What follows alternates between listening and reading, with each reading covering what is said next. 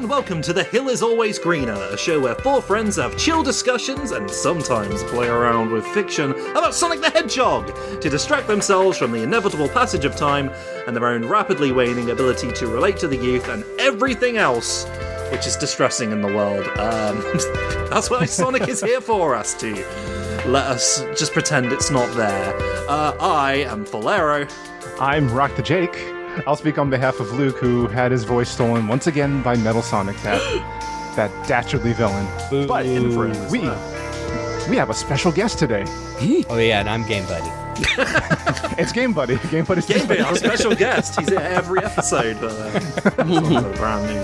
Wait, who's our guest? Oh yeah, that's right. I keep forgetting I'm leading this. And also our guest. Who is it? Who are you? Hello, it is I, Marin Miller, here today with your Sonic update. Hi. Woo! Huzzah! What's the update on Sonic? Well, I believe he is still alive and at large. So if you see a small blue streak speed by, that could be Sonic the Hedgehog. What if he's too fast for the naked eye? I'm told that might be the case. Do I introduce myself? I suppose I should, Yes. properly. Hello, man.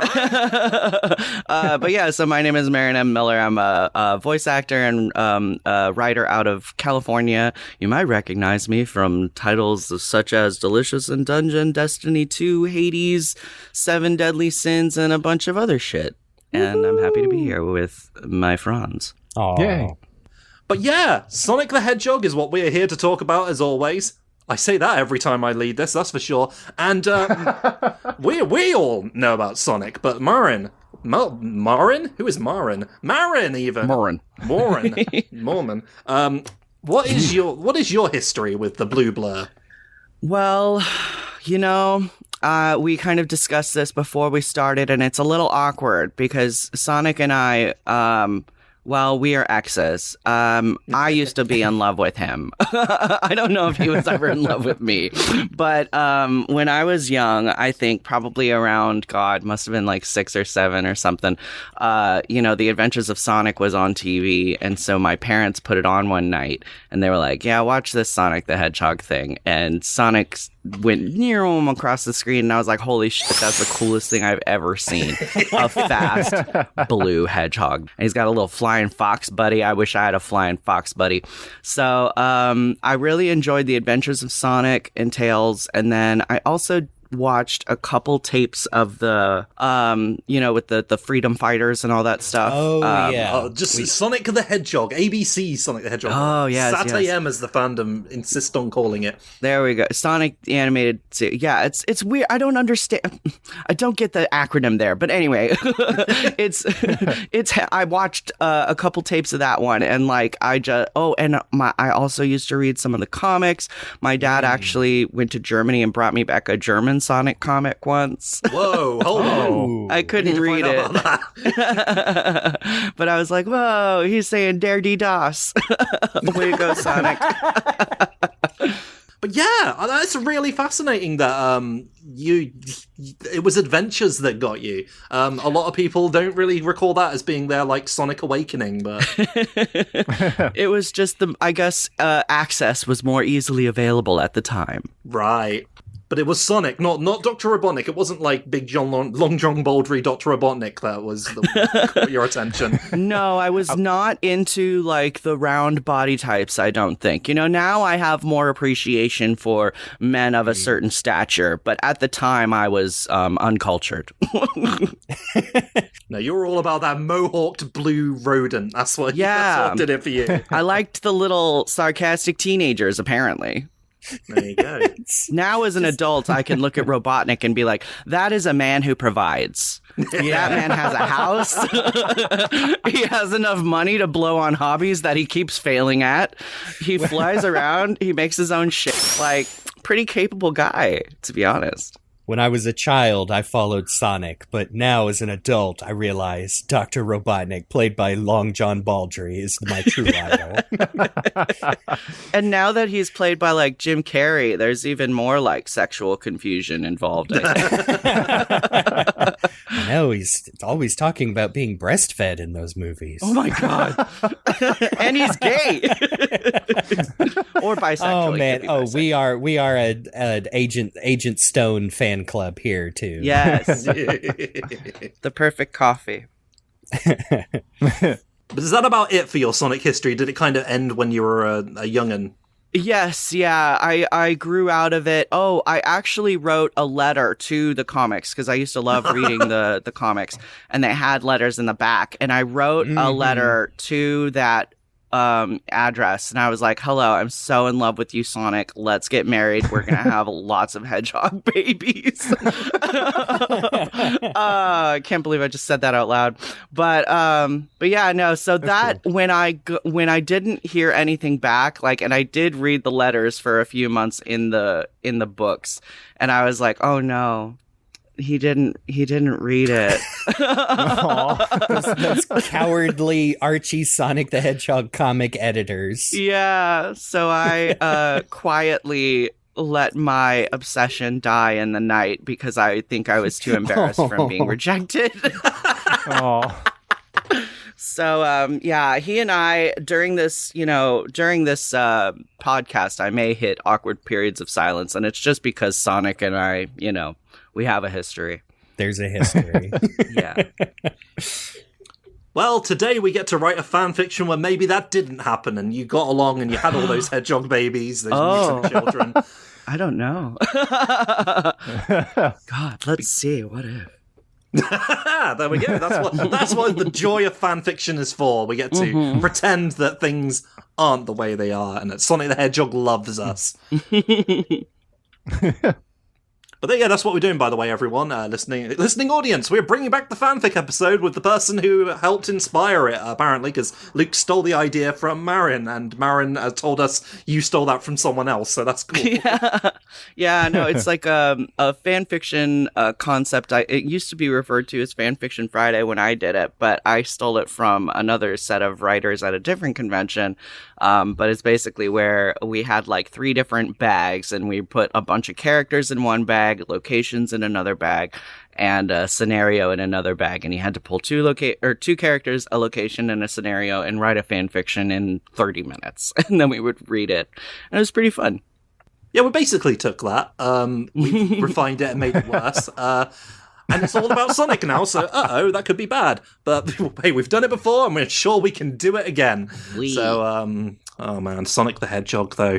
We'll try to be we'll try to make this as nice as possible for you. We'll try not to make it as awkward as it's gonna be, but we'll see. Good luck. So let's get into what we're going to be doing today. Now we have changed the rules slightly from last time. We've expanded upon it and actually brought in the whole like characters and scenarios thing. But Jake, why don't you tell us about our little funny gimmicks that we're using to help tell this story? All right. Well, for the way that we're going to do the episode today, we're going to initially roll 2 characters and a setting to kick things off, and then we'll begin explaining a story in as little or as much detail as we choose. And when about 5 minutes has passed per storyteller, we're going to, or if the storyteller just draws a huge blank because, hey, that happened in the last episode we did, we'll just move on to the next person in whatever rotation we choose. But of course, we're bringing back the cards from last time, which I am still so proud of how well that worked out.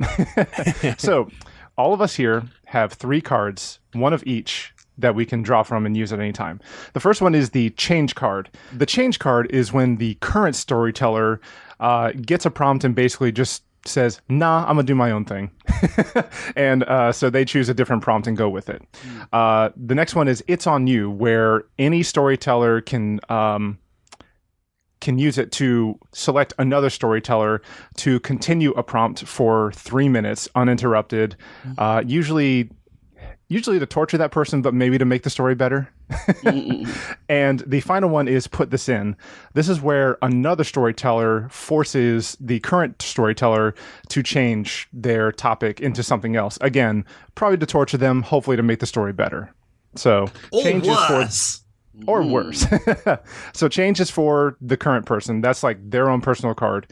It's On You, anybody can use, and Put This In, anybody can use against the current storyteller. So one personal card, one any card, and one just for other people. Okay, one's protection, one's a weapon, and one's just for the hell of it. Okay. Yeah. We will make this work just like we did last time. We sure will. I believe in us. All right. We're going to generate our first character, who is 9, and that is Vector. All right. All right. Oh, Interesting. The crocodile. Now, before we get started with that, Marin, do you know any characters other than the characters in Adventures of Sonic? Nope. Okay, this will be fun. So this looks like a hip-hop crocodile. That's Yeah. right. Yes. All right. Kind of. He's also a detective. Oh, a detective. Okay. If I had to make a broad comparison, I would say he is very Detective Gumshoe-like in his flappability and a little bit of patheticness, but he tries real hard. I do love pathetic men. Especially when they're crocodiles. Okay, what's our second character? Yeah, there we go. There's Sector. All right. Our second character is 25, which is Jewel. Oh boy, Okay. an IDW-specific character. Interesting. Definitely won't know this one. Who's Jewel? She is a jeweled beetle. She owns her own. I thought it was a jewelry store / like half museum, and also she took over for Amy Rose in the keeping the restoration after the big Eggman attack, keeping that like the organization and everyday runnings of that. Okay. So she's a girl boss. Yes, she's also usually pretty anxious about going on adventures, and she's a cutie pie. Okay. So Yes. and so the detective is flappable and a little pathetic. She is a nervous girl boss. Yes. There you go.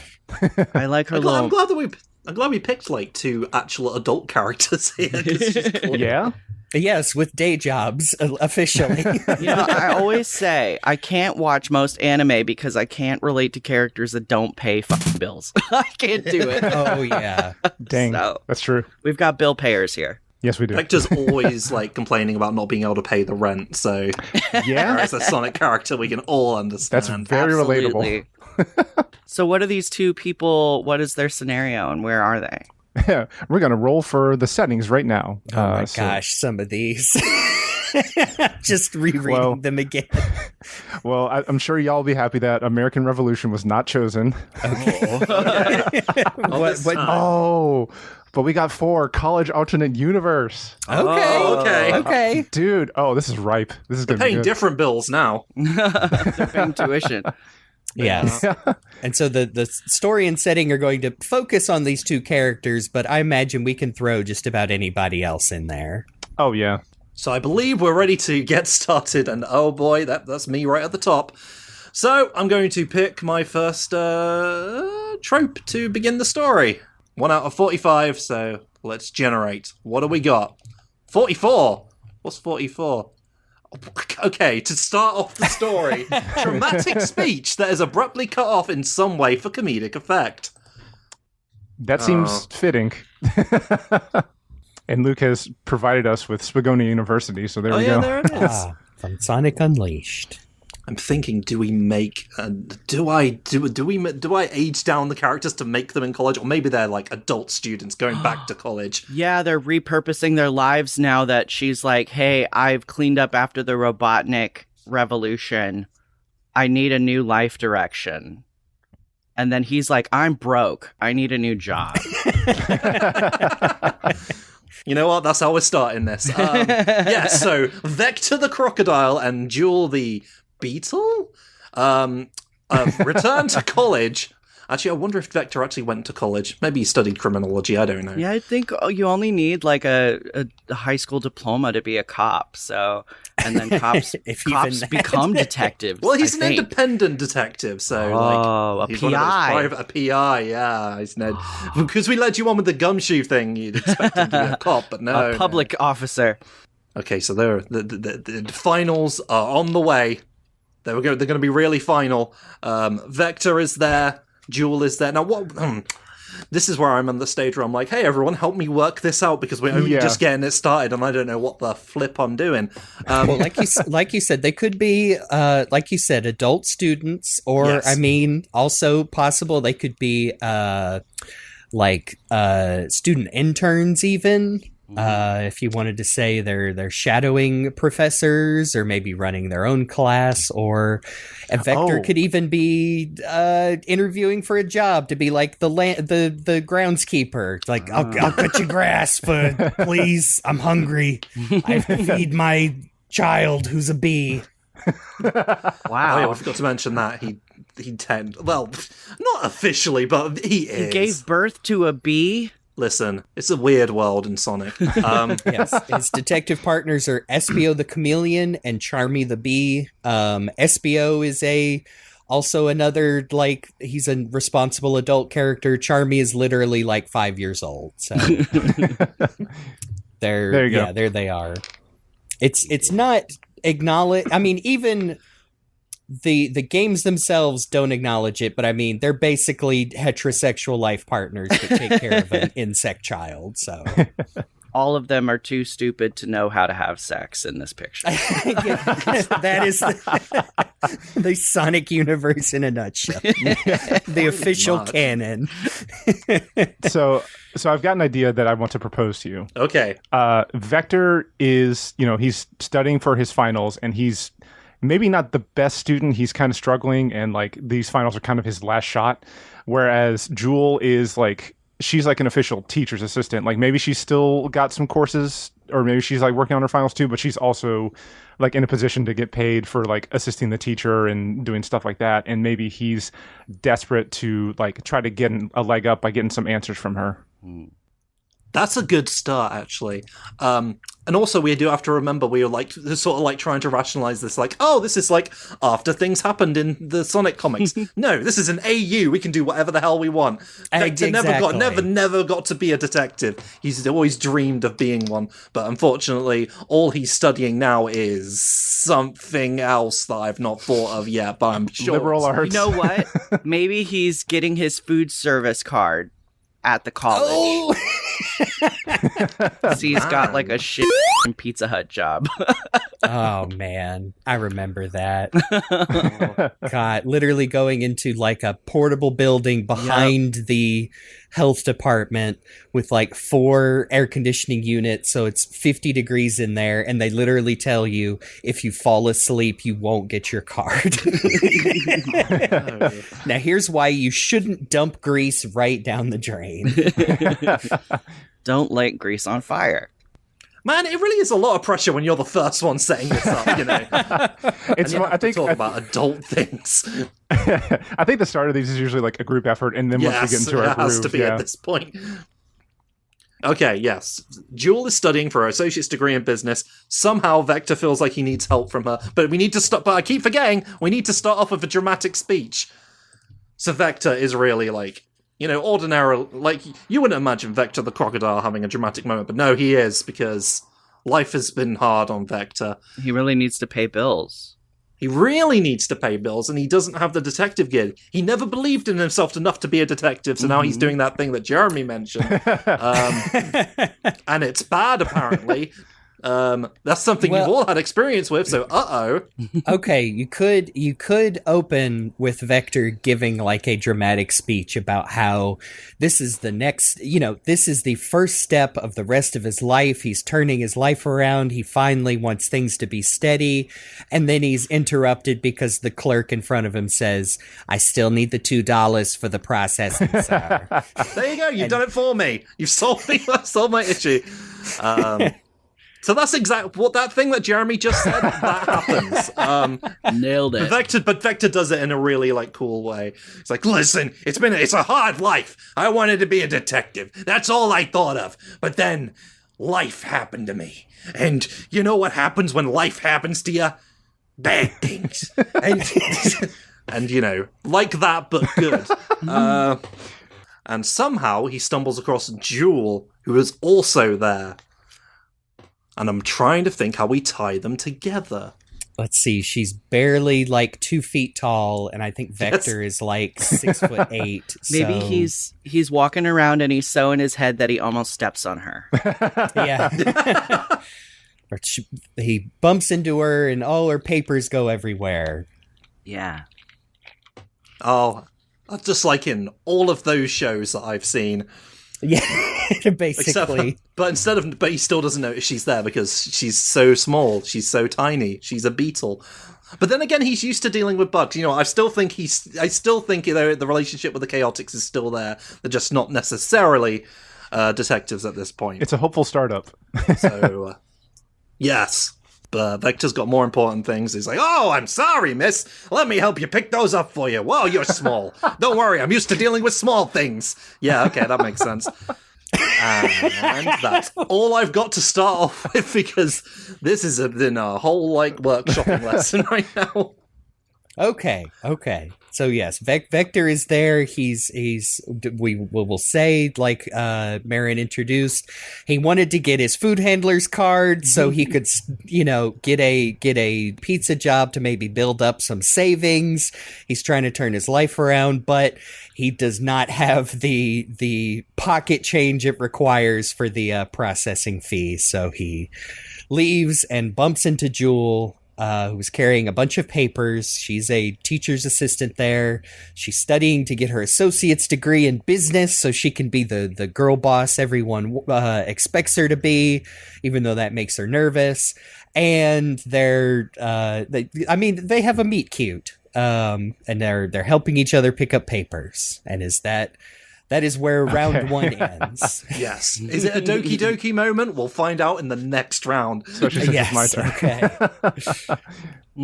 Okay, Jake. Why don't you roll those magic numbers? Okay. Generating 23, which is everything gets spooky. All right. Okay. All right. So he bumps into her and Different kind of Doki Doki. Suddenly fog rolls in. Okay. So the two of them have met. He's nearly stepped on her, and she's like, "Whoa, buddy, what you doing? Watch where you're going." And he's like, "Hey, sorry, I just I'm too poor to pay for the processing to get my food handler's card, and I got this job coming up at Pizza Hut." And she's like, "Oh, have you heard of the hidden treasure of whatever this university is?" And then it's haunted. So maybe they go find haunted coins or something for him to pay his processing fee. Oh, maybe that could be part of Jules' thesis as a businesswoman, is that sometimes the best business is to find hidden treasure, and then you don't have to worry about your capital and angel investors. So just go treasure hunting if you need revenue. Okay, I think I've got something that kind of mixes in a lot of what we've been talking about.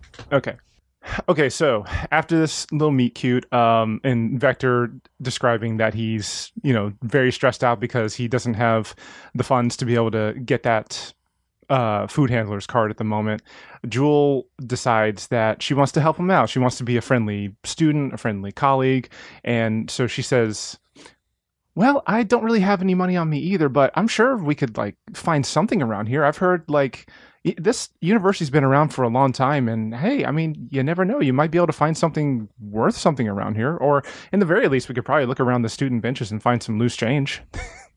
All right, that sounds pretty good.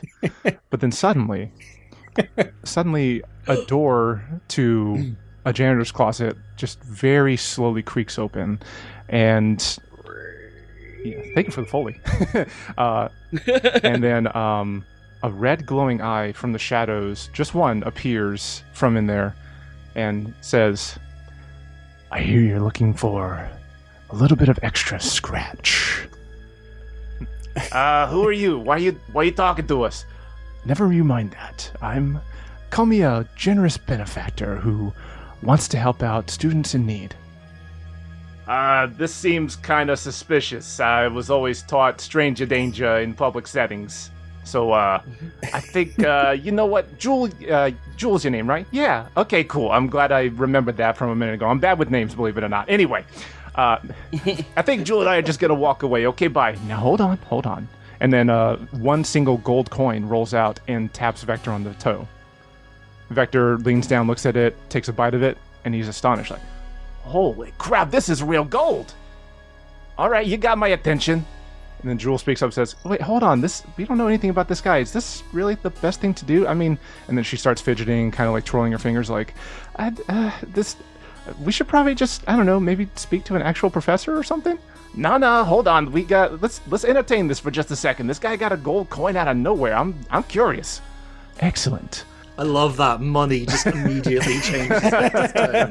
That's very in character. Excellent. Just come a little closer into my office here and we'll discuss how to gain fortune that you would not expect on a simple university campus. So the two of them walk to the closet and are just almost like indescribably quickly dragged in, and the room ends up being much bigger than they thought. A few spotlights turn on, fog rolls in, and one final spotlight turns on, and it's Infinite from Sonic Forces. Oh, no. Now, Marin, this guy. Infinite is the villain of Sonic Forces, who is... he is a bloke with a mask, and he's really tries to be really edgy and cool, and he's very insistent that he's not weak. And the most distinctive factor about him is that he's got a banger of a theme song, and that's about it. And now he's dead in the official canon. Sounds like somebody who wants to get pegged. Yeah, there is, I mean, again, not officially acknowledged in the game or in canon, but there is a very much in the prologue of that game where Shadow the Hedgehog beats him up, where you're kind of waiting for him to go like, hit me again, please. Hurt me more. And oh goodness. And okay, so feel free to take this any direction you want, but what I'm trying to imply here basically is that Infinite is like the ghost of this university. Yes. His corporeal form haunts these educated halls. Especially because I think... Specifically the janitor's closet, Yes. apparently. Yes.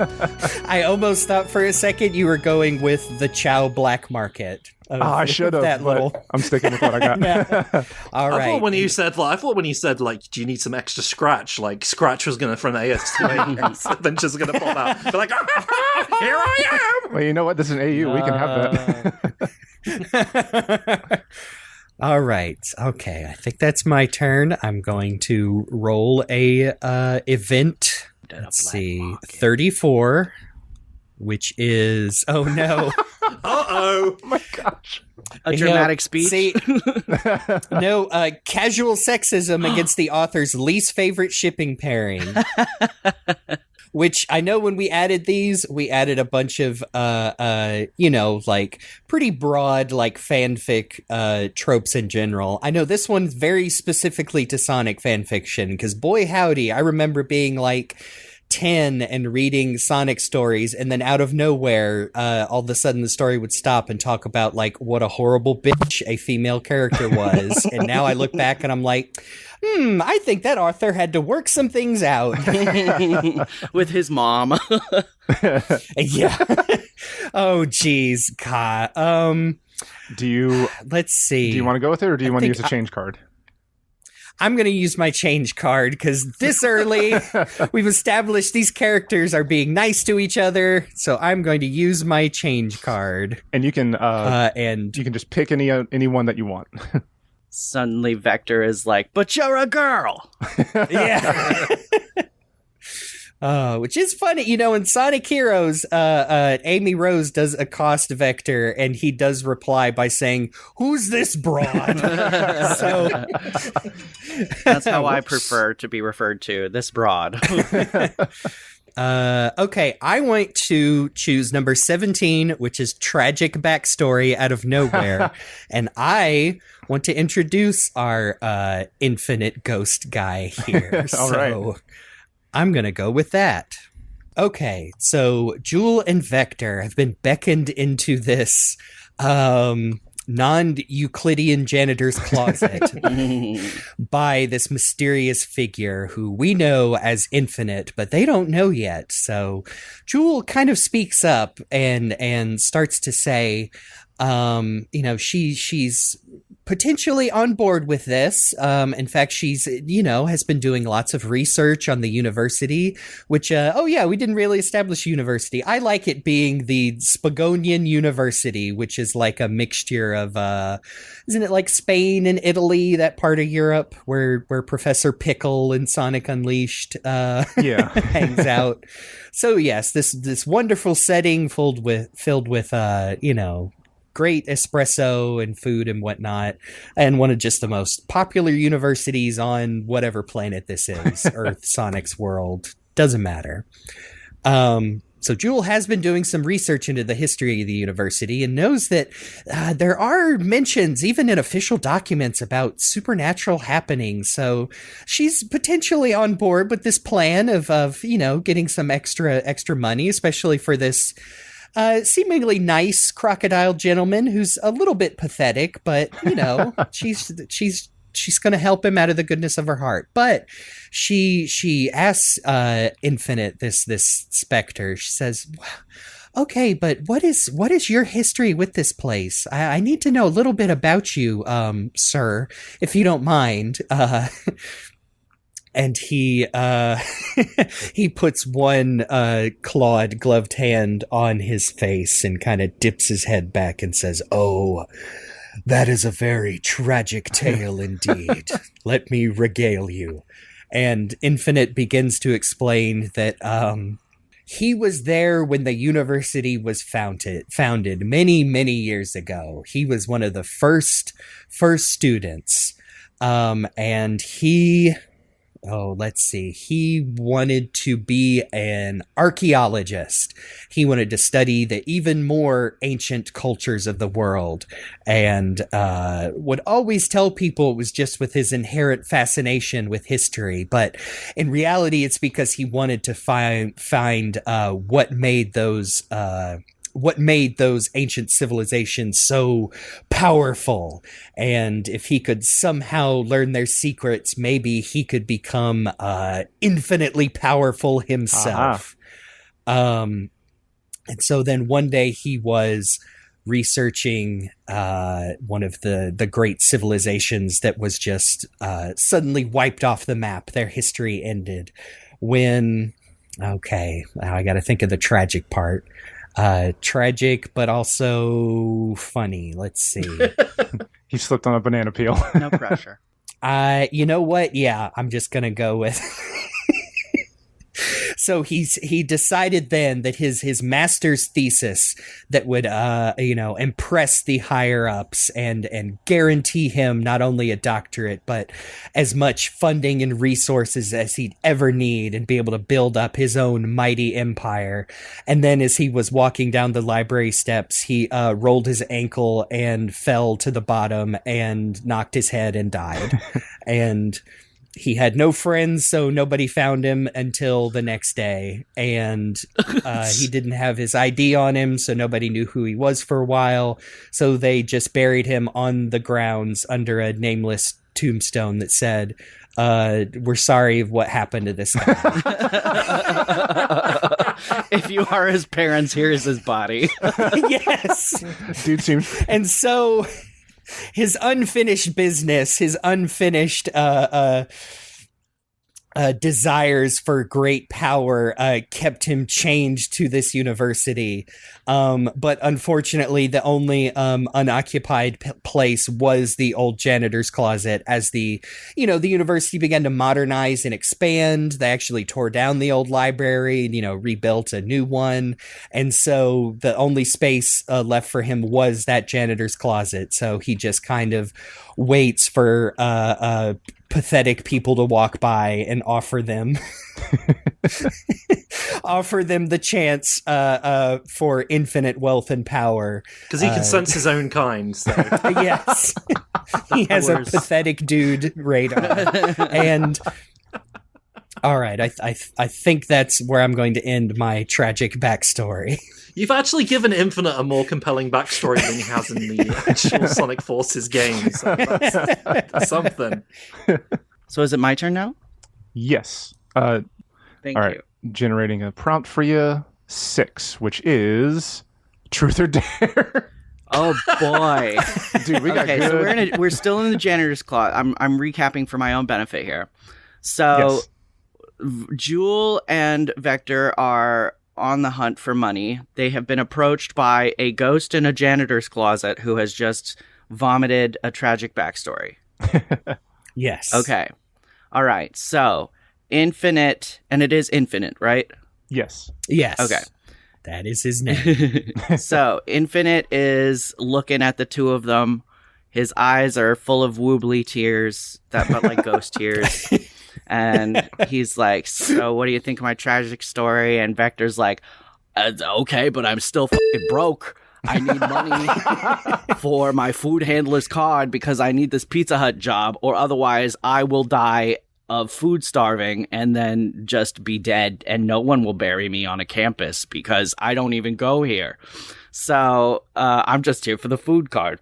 And Jewel is like, yeah, that's really sad, but I have like a test. So we need to get this going. And Infinite is like, okay, so I do have money. I have some ghost money, or I can like haunt the computers and change the registration so that way you are part of the class and you're paid. But we have to do something first. And they're like, okay, make it quick. And he's like, trufo deo. And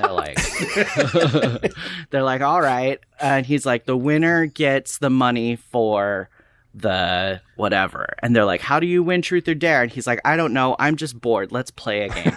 So I'm stuck in this closet and I can only like lure people in by poking one eye out and going, do you want some scratch? And it only works like 10% of the time. I can't believe it worked today. And so they're like, all right, that's fair. So they sit down and they're sitting real awkwardly. And they're all looking at each other and they're like, okay, so who goes first? And then Infinite is like, all right, I'll go first. Crocodile, truth or dare? And the crocodile goes, dare. And Infinite goes, I dare you to peg me. And the crocodile says, what? And then Infinite says, what? And then he says, I dare you to... I didn't say that. He was trying to test, but it failed. And he was too insecure to follow through, so his kinks needed to stay on the back burner a little longer until he could find someone that would fall for it. So instead, he changed real fast. And he was like, I dare you to call your father right now and tell him that you appreciate everything he did for you and that you're sorry for being such a bratty child. And then Vector was like, what? How did you know I had such a complicated relationship with my father? And Infinite is like, I saw it in your eyes, bro. I, too, had a complicated relationship with my father. Why do you think I was pursuing my doctorate here? I was trying to impress him. He wasn't even a doctor. He didn't go to college, but nothing I did was ever good enough. So I thought maybe learning how to read and write and getting my doctorate would impress him. But then, no, he didn't care.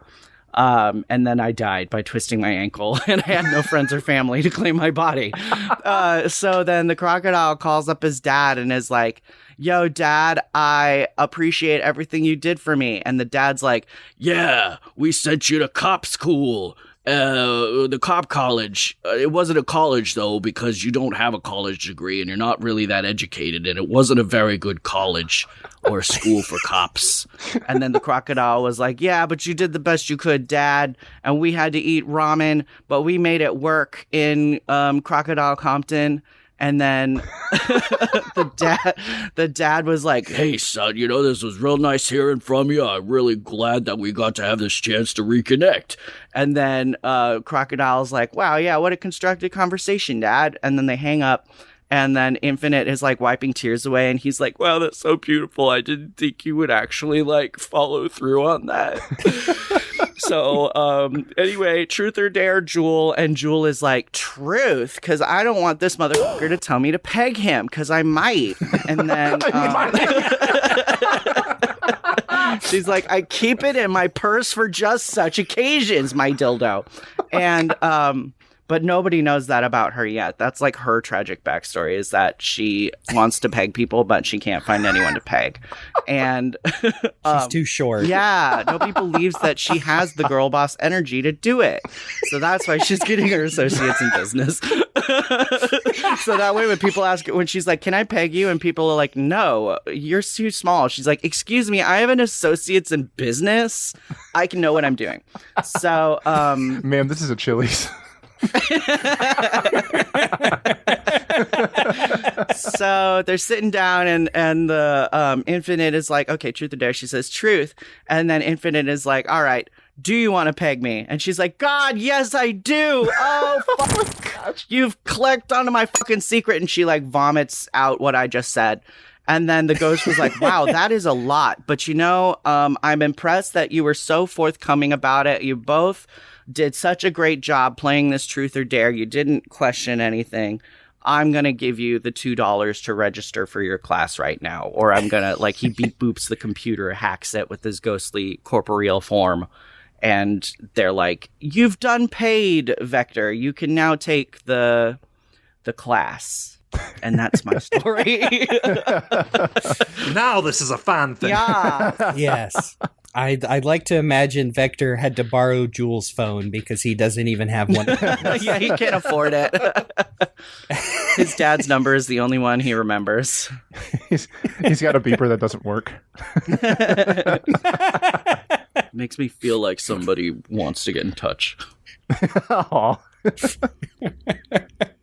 Oh my God, Liam O'Brien voiced Infinite. He did. He did. That. It's the best part of that character. Oh my God, Liam O'Brien is top tier. Oh man, our intrepid heroes have proven worthy to the spirit, and he has granted them a boon of good faith.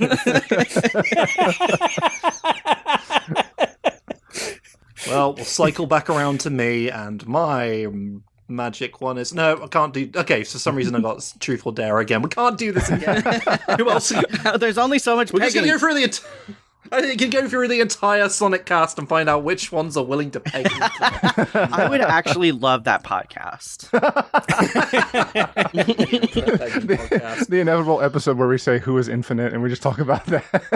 Once we get to Shadow the Hedgehog, it's just going to be like, you're too weak to be pegged by me. Because that's his whole thing, by the way. You haven't earned the honor.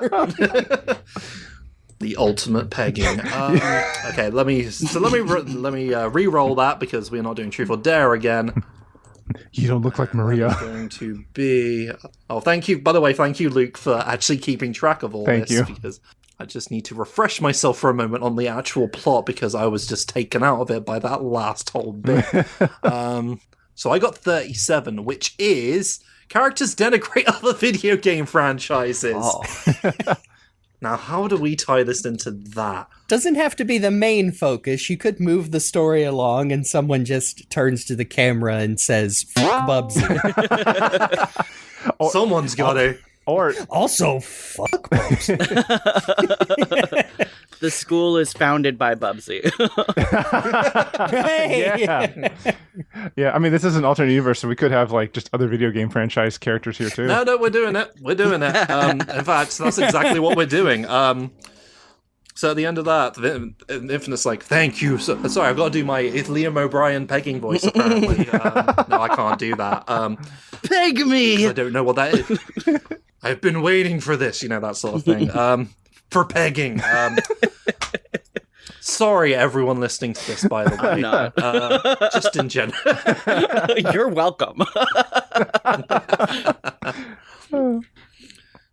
So Infinite is all like, yes, thank you for doing that for me. I'm, and you've got your thing now. I'm glad you have the thing. I still really am really interested in all of the ancient stuff. So if you could help me find that, and then Vector's like, listen, we've done enough. I need to get out of here. I got stuff to do.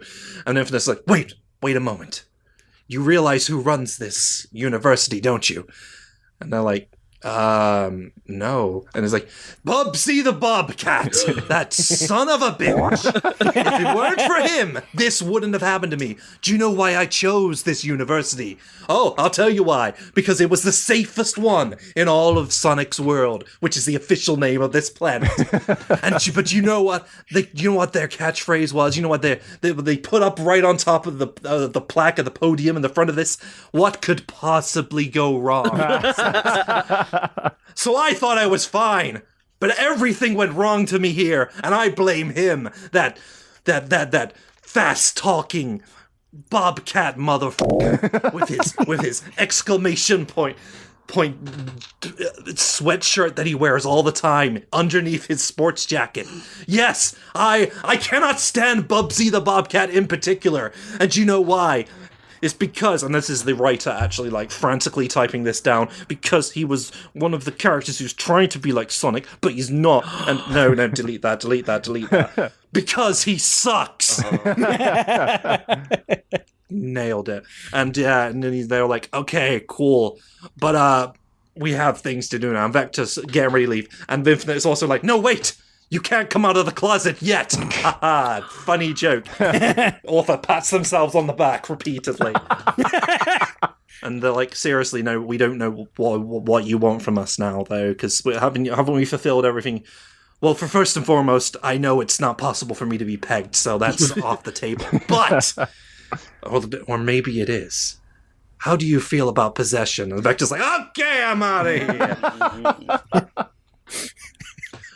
But I'm still really, really caught up on that whole ancient civilization stuff. And I think I can still it seems a bit strange, but I think if I send some worthy challengers out there to seek out what I've been searching for, because that deep underneath the surface of this university, there's something here. And they're like, okay. No. No, wait. Have you considered? And then he's like, and then suddenly, right deep down in the corner of this strangely massive janitor's closet, a trapdoor rises up. He's like, there's a reason I was connected to this place. This is the only way down into the depths of Spagonia Bubsy University. I need the strongest challengers. Are you the strongest challengers who can take on my ancient mission? For I will send you out there, and you know what? Not only will I help you get your food handling degree, you'll be able to handle all the food you could possibly want. Not only that, but I will get you slightly more than... Sorry, I haven't really thought this part through yet, but I can guarantee you I can get you something more than that. Hang on a moment. What is he like? Love and respect of his father? No, does he have that? Anyway, it's going to be really good, I promise. And that's all I've got right now. Someone needs to take this from me. All right. My turn. Do you want to pass the round, or do you want to? It's on you to force someone to finish this. Oh yeah. No, I don't need to do that. I'm not. I think I've paced out enough for now. Let's just let someone else do it the old-fashioned way. Okay, just check. All right. I'm glad you remembered that though. Okay, I am gonna generate a prompt 30, which is inexplicable crossover that doesn't complement either universe. Well, we're already halfway there. You can either continue that or roll again. I feel like this prompt is just too good to pass up, though. Yeah. Okay. So we're gonna have null metal back again. Just kidding. No, we can't. Get the metal ball. I don't know where it is. Okay. No, I've got a good idea of something to bring some stakes and drama into this in a funny way. Okay, so the trapdoor is revealed, and Infinite has already made his speech about offering something even better than what they think for just a reward. Vector is at the thought of gaining more treasures and more money. He's raring and ready to go, but for a brief moment, he just pauses and he looks to Jewel and says, "Hey, you've been real good to me, just coming here and helping me out with this. You don't have to come if you don't want to, but I feel like I could really use your help. You seem like you got a good head on your shoulders and slightly above your wings." "Oh, well, thank you. I'm already pretty nervous, but you know what? I feel safe with you, so you know what? I'm not doing anything for the rest of the day. Let's go check this out. Let's check out this abandoned thing that I don't know anything about, but let's go try it. I need to work on my confidence anyway. Let's go do this. All right. If you're sure. We better go before I change my mind. All right, you got it. All right, Infinite. Yes. You're the one who is so desperate to search these caves. You're going to be our guide down here. Otherwise, we're just going to leave. You know? We're corporeal. We can walk around. You can't. We're just going to go if you don't lead us. All right. I was planning to anyway. Okay, well, gotta... And he, goes up to Infinite and kind of whispers, I'm trying to put on a show of bravado for the lady to, make sure that she feels safe. You got it? Okay. Yeah, I understand. Believe it or not, I've been there. It was a long time ago. Yeah, I don't care. Anyway. All right, so if you'll follow me, we will search for the treasures of Spagonia Bubsy University. All right, let's do it. So the three of them go to the trapdoor, which leads to one of those really cool looking spiral staircases that just goes down for almost seemingly forever. They start walking down. After a few seconds where they're definitely clear of the door to the non-Euclidean janitor's closet, that door opens up again. And what we see four individuals in interesting jumpsuits with what looks like power wash technology on their backs and some sort of power wash things. But as they step into the spotlights of the non-Euclidean janitor closet, we see that it is in fact the four animated versions of the Ghostbusters crew. That's right.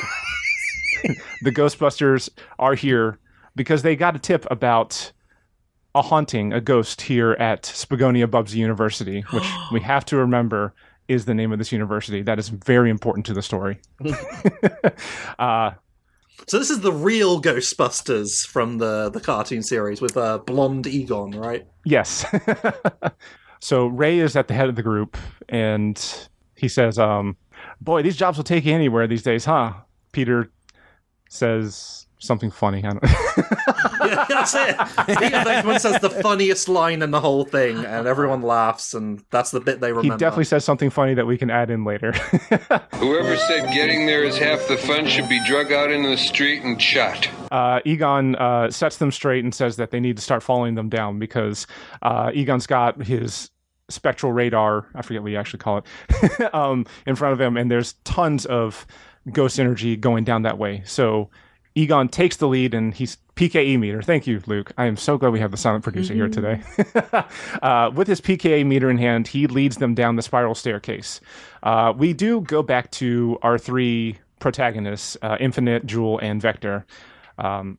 Vector says, "So, Infinite, how much of this area have you actually explored? Do you ever get out of that closet, or are you just kind of stuck there?"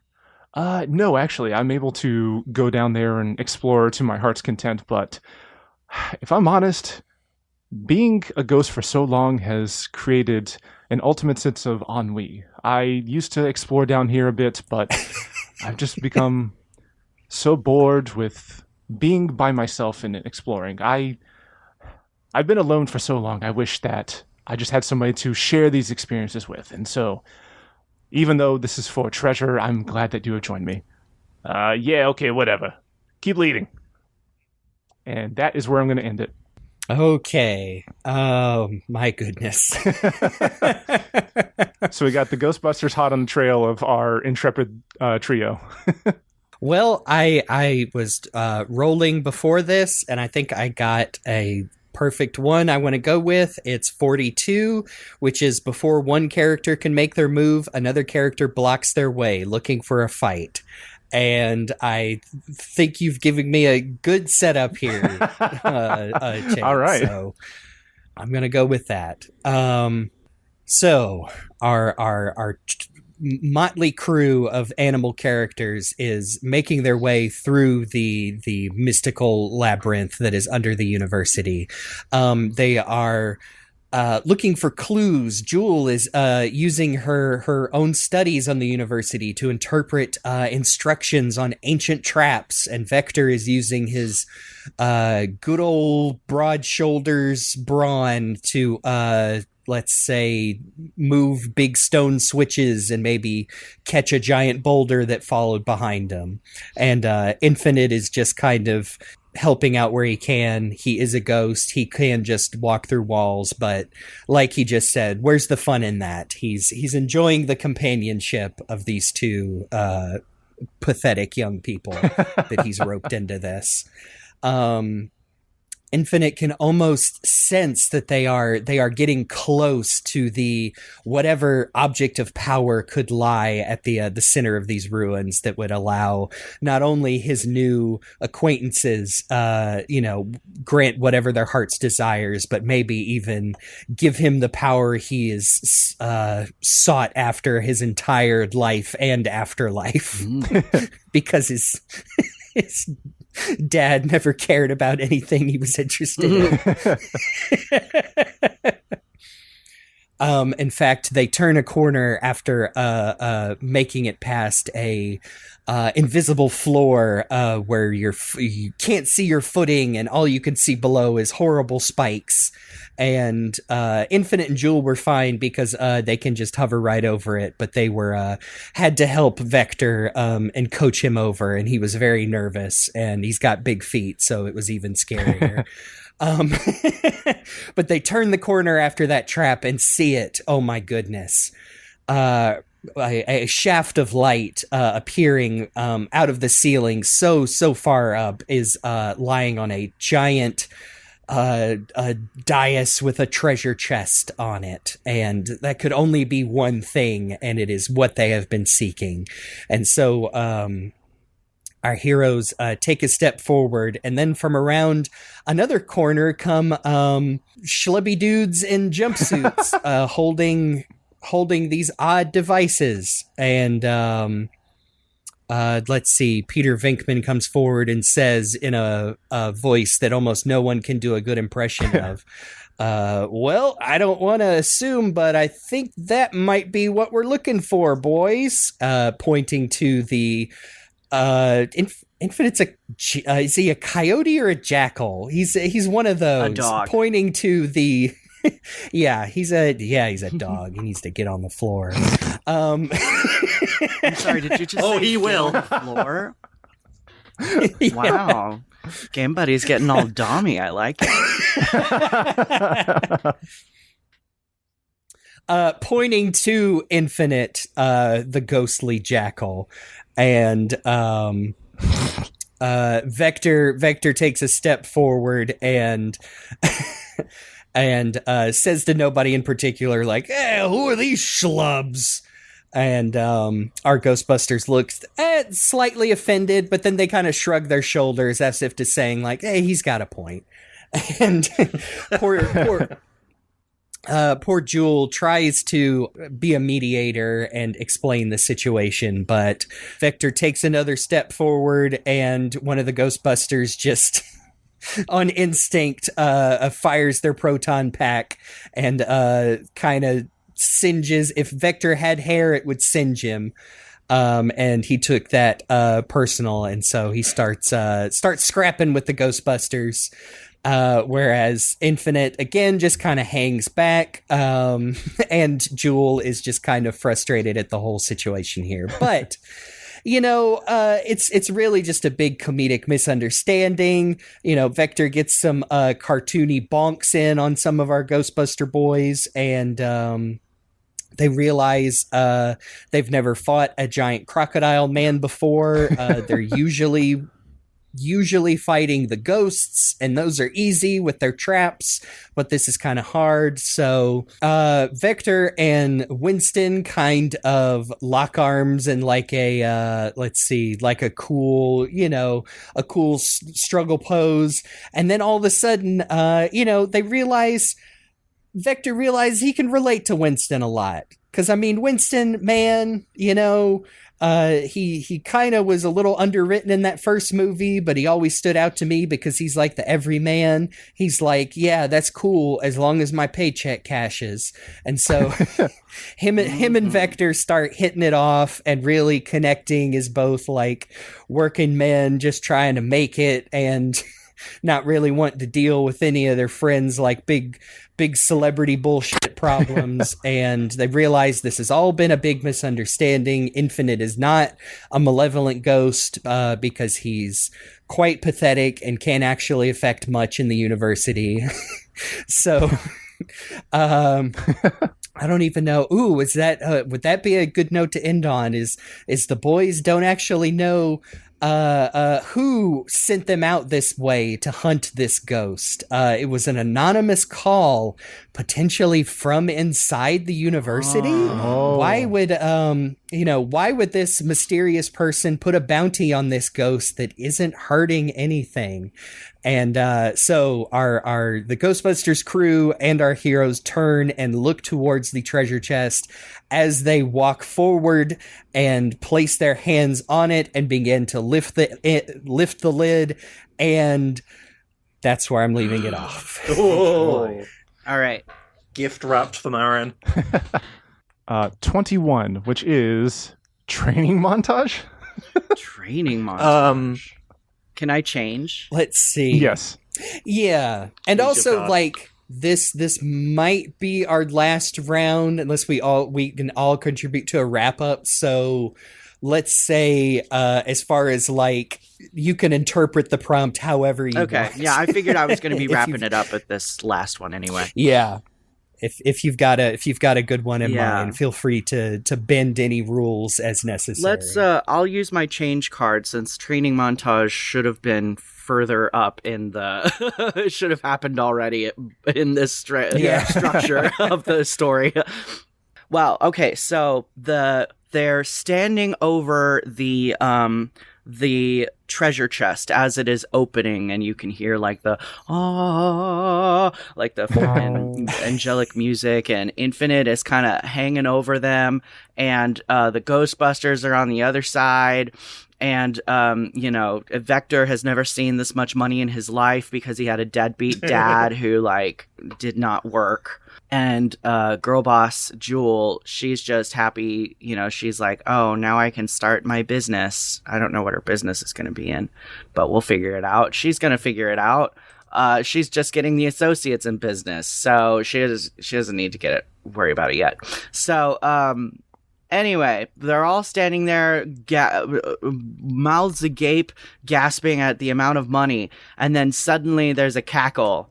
Wahahahaha! I knew that if I followed you, you would lead me right to it. And they turn around and they see Bubsy holding a gun. And Bubsy was like, I've been trying to find the ghosts that haunt my halls for years. I founded this Spagonia Bubsy University, and I wanted it to never be haunted because I'm a cat and cats can see every ghost. Even but my plans have failed because for whatever reason we put this fucking labyrinth underneath the college and too many people kept slipping on the goddamn stairs and dying. We tried to incorporate this into our curriculum and it wasn't really working. We tried physical education, we tried treasure hunting, we tried national treasure style classes. It just wasn't working. So we had to close this whole amenity for the college campus because it was too dangerous. And now there are ghosts everywhere. And so Infinite likes to present this whole story that I'm an evil villain. And I guess I'm supporting that theory with the gun that I'm holding on you. but all things said, he shouldn't have been down here in the first place. He said that he slipped and fell outside. Lies. He slipped and fell trying to find this treasure, because if you find this treasure, you graduate with the doctorate. And everyone goes, oh my God. Automatically. Yeah. And he's like, yeah, this used to be much easier to access, but then we just started, it was like we were giving away doctorates and they didn't mean anything. So that was another reason why we shuttered this whole area, to be honest. Our college was very poorly planned, and I lost a lot of money that I made after the first game, because it was diminishing returns. We thought after that first game was such a hit that everyone would be all about Bubsy 2, Bubsy 3D, Bubsy Eats I don't know what other Bubsy games there are. But, so that didn't work. So this school ended up being my primary source of income. And he's saying all of this with a gun still. Yes. I imagine he's like waving it around. I asked what could possibly go wrong. The answer is a lot, goddammit. Yeah, it turns out when you don't plan things, they go bad. So Bubsy is ranting and raving. And Infinite is just sort of like, he's so full of shit. He's just lying. And, Vector and Jewel they don't really know, like, what is going on. And the Ghostbusters are confused because they're like, I'm confused. Why are you holding a gun on us? What did we do? And Bubsy is like, I also don't know why I'm threatening to shoot students. I could probably just tell you to go upstairs, but it's more like I'm already seeing enough ghosts. I might as well see a few more at this point. I tried to get the Ghostbusters here to clean them out, and obviously they fell in love with this ghost, or are friends with this ghost now. So it's not fair to me to have to be haunted all the time, because I'm the only person that stays here all the time. And Infinite is like, well, that's fucking rude. I'm right here. And so the Ghostbusters and Vector and the cat look at each other, and they're like, hang on, so you're saying that we found this box, so we should all get doctorates? And Bubsy is like, oh, I guess that is what I'm saying. And so they're like, all right, is there any rules about whether or not we need to is it limit one per customer? Is it what is this doctorate thing? And he's Some of us already have doctorates. Yeah, so we get a double doctorate. The Ghostbusters all have doctorates. And so Bubsy's face falls, and he's like, oh shit, I revealed all of this. And now I'm stuck in this, I'm outnumbered by a bunch of people. I may have a gun, but I'm outnumbered. So I guess I better rethink my thing here, because I now know the answer to what could possibly go wrong. And so they just sort of Mexican standoff for a while. They're staring each other down. And then Vector's like, look, I just came here to get a job at Pizza Hut. I don't care about the treasure. I mean, it's really cool.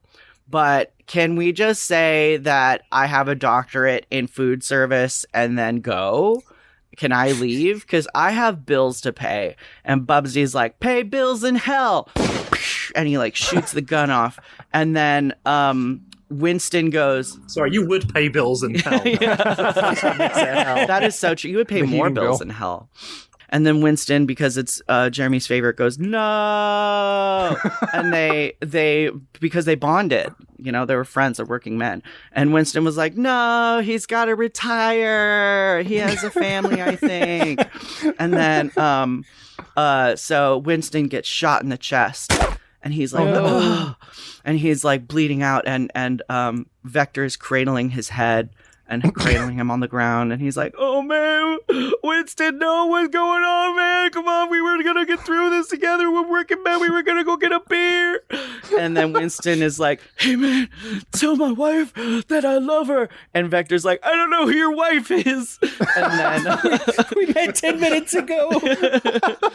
And so they're sobbing and crying, and then Winston dies, and the other Ghostbusters are like, you killed Winston. Was Winston the black guy, or was he one of the white guys? Yes. Yeah, I was gonna say, you just killed the Okay, black guy. all right. So yeah, Vector's like, you killed Winston. That's fucking racist. And then Bubsy gets real uncomfortable. Whoa, hey, hold on. Yeah. Look, I didn't.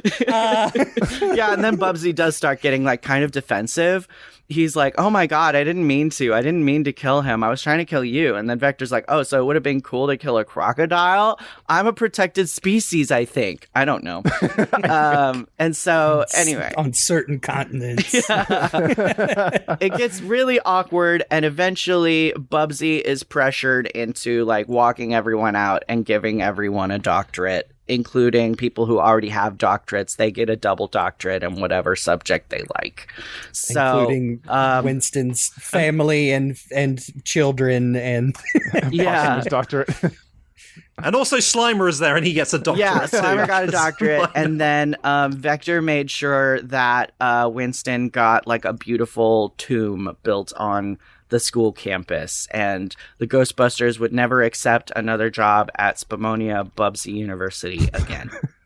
And it says R.I.P. Sorry this happened to this guy. And also Vector got the job at Pizza Hut, and Jewel got her doctorate in business, and now she runs Bad Dragon. under new management. Yeah. And Infinite is still in the closet. Yeah, he's still there. He's hanging out with Winston, probably. And it turns out they actually have a lot in common. Yeah. Infinite explains to Winston what pegging is, and he's like, "All right, man, I know now. Keep that to yourself." All right. I got you. Yeah, they pegged. can peg each other. They're both ghosts. That's so beautiful. And then after the credits, we just see a exterior shot outside of Bubsy's office window. It's the middle of the night. There's a light rain and just a single muffled gunshot. Oh my god. That's dark. Guys, can I join?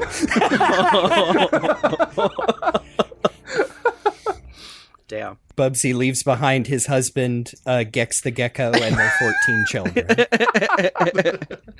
They had 2 litters. And Bubsy learned about pegging through this as well, and so did Gex, and that's why it changed the meaning of its tail time forever. It's beautiful. Oh my goodness. People can change. Is that the end of this story? Yeah, I think so. I think so. What do we call that? A mistake. Yes. The aristocrats! Okay. Thank you again, Luke. Oh boy. The only other idea I had, but I didn't want to step on the ending, was to open the treasure chest and have it just be balls of yarn, and then Bubsy pops up and says, I've been looking for those for ages. I definitely appreciate the dramatic standoff. Poor Winston. I know. Wasn't sure if after that, if it would continue, or if the remaining Ghostbusters would cross their streams and just blast Bubsy into Oh yeah, I nothing. should have had them cross the streams. God, if you get blown up with a proton pack, I mean, does that kill you so hard, like you don't even get to be a ghost? You just cease to exist? Yeah, I No would heaven, think you no just hell. get blinked out. The Ghostbusters created the most horrible death imaginable. And that's right, Ray. They don't go to heaven or hell. Well, at the end of that story, that Sonic the Hedgehog fanfiction that did not include Sonic the Hedgehog in any capacity, but I think it didn't need to. That's how we made it comfortable for Marin. We made sure to not mention the character as much as possible. Yeah, there we go. I don't want to be around Sonic. Bubsy the Bobcat, on the other hand, is dead. Didn't they announce like a new batch of his games or something? In the It's a compilation? collection, and I think it's limited run games. Yeah, it's Oh. they're doing all the Bubsy games and also all the Gex games. So yeah. Oh, wow. Bubsy Gex Yowie was on my brain. Yeah. As it often is, I'm sure. Well, thank you for joining us, Marin, for helping us tell this, whatever it was. It was a fan fiction, that's for sure. There was drama, mystery, romance. Yes, there was Intimacy. Yes. Do you feel like you learned something about the Sonic the Hedgehog franchise as a result of I this? learned that there's a crocodile who is a detective. Yeah, that's the most important thing, really. Yeah. Is that what's going to bring you back to Sonic the Hedgehog? I do like detectives. That is my, I don't, nobody likes cops, but detectives, for whatever reason, I'm just like, you're hot. You're thinking about something. We can bend the rules of ACAB for a good detective. Yeah, for a good detective. If you're, especially if they want to know the truth. Oh, yeah. That's when I get horny. So horny for truth. Yeah, but at the end of the day, all crocodiles are bastards. So. Oh, not my Vector. He's a good boy. No. Hashtag not my Vector. It's not. But at the end of that, that was a delightful experience in something. We got something out of that, so I'm glad for that. Creative writing. Yeah, I like that Vector literally got his doctorate in food service handling, but he could still only get a Pizza Hut job because he was too overqualified. But that'll wrap it up for this particular episode of The Hill is Always Greener, where we busted out our fanfic chops once again, kind of. We told a story, sort of. We sure did. You can find us all across the internet if you search Sonic F Series if you want to find more of this, because I'm sure we'll do this again soon, and other Sonic things. But you can find me across the internet at Falero. That's Faulero. Love that jingle. You can find me across the internet as Rock the Jake, and you can find me on Twitch as Mr. Rock the Jake. And don't forget, you can also find CyberLink, who is our silent producer this episode, who has helped us keep this story, this narrative together somehow. Thank you. At CyberLink 420 across the internet. And you can find me online under the name Game Buddy, sometimes with a 123 at the end. And my Twitter handle is Marin M Miller VO. I think I have a VO at the end. And it's my Twitch. That's like you're a voiceover person. I know, right? It's illegal to not have a VO at the end. And special thanks, as always, to Amy Waters for the use of our theme song from the album Gotta Go Slow. You can check out more of her work on YouTube and Bandcamp, and don't forget about Bandcamp Friday, because maybe you send a little extra money her way. And on this fanfic Friday that we just had. So do that. And remember to subscribe, review, share, etc., begging, so on and so forth. But hey, if you like this, let us know, because we're going to do it again probably regardless. Oh, yeah. But next time, oh boysy, and on the eve of new exciting things involving a certain edgy boy, and I don't mean infinite this time, we are going back in time to 2005, the year before another bad thing happened that everyone won't stop talking about. Well, we're talking about that damn Sonic game that came out. No, wait, it's not a Sonic game, it's Shadow the Hedgehog, the game! We've gone back to play that, and we're happy to talk about the experience that was, because I tell you what, not to spoil the point too early, but I have a higher opinion of this game that I've played it now as an adult. I have to agree. Again, not to spoil any discussion, but I did not expect to come away with such different feelings of this very complicated game. Yeah, it sure is. Marin, did you have any experience with Shadow the Hedgehog, the game? God, I did play that one for like less than an hour, and I was like, this hedgehog is very serious about Yes. That is the first impression for sure. We'll get into that next time about how serious Shadow the Hedgehog is. Very. But until then, this has been The Hill is Always Greener. I have been Falero. I'm Rock the Jake. I'm Game Buddy. I'm Marin, and I was breastfed, actually. You know what? Let's go with that. That works. That is one of the quotes. It's one of the quotes. Oh, man. Yeah. This has been The Hill is Always Greener, and we'll see you on the other side.